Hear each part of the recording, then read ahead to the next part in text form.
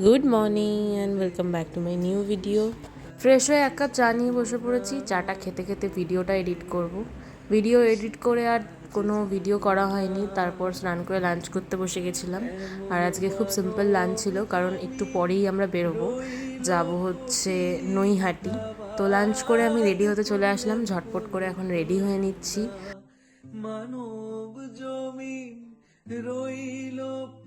তো আমি রেডি, আর এটা হচ্ছে আমার ফাইনাল লুক। চলো এখন বেরোই। বেরিয়ে পড়েছি আমরা সবাই, আর এখানে বাড়ির সবাই মিলে আজকে অনেকদিন পর একসাথে কোথাও যাচ্ছি। অনেকদিন ধরেই ভাবছিলাম নৈহাটি যাব পুজো দিতে, বাট আর যাওয়া হচ্ছিল না। আর এই দেখো আমার লালাকে, ও নিজে পছন্দ করেছে জামাটা পরবে বলে।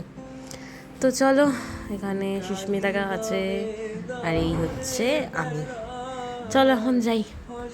পৌঁছে গেছি নৈহাটি, আর ওখান থেকে সবই পুজোর জিনিসপত্র নিয়েছিলাম। বাট সুস্মিতা একটা পদ্মফুল কিনছিল এখান থেকে। ফসলে তছরূপ হবে না,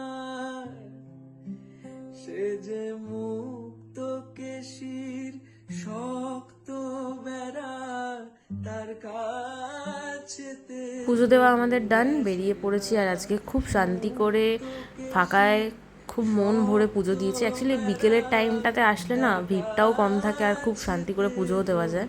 তারপরেই পাশে আরেকটা মায়ের মন্দির ছিল, সেখানে গেছিলাম। আর দেখো মন্দিরটা কত সুন্দর করে সাজিয়েছে। তারপর একটু গঙ্গার ঘাটে গেছিলাম, আর ওখানে গিয়ে আমাদের রামনবমীরও পুজো দেখা হয়ে গেল। গঙ্গার ঘাটেই একটা পুজো হচ্ছিল, তো সেটাও দেখা হয়ে গেল। তারপর নৈহাটি থেকে এক কাপ চা খেয়ে আমরা চলে এসেছিলাম সোদপুরের জুডিওতে।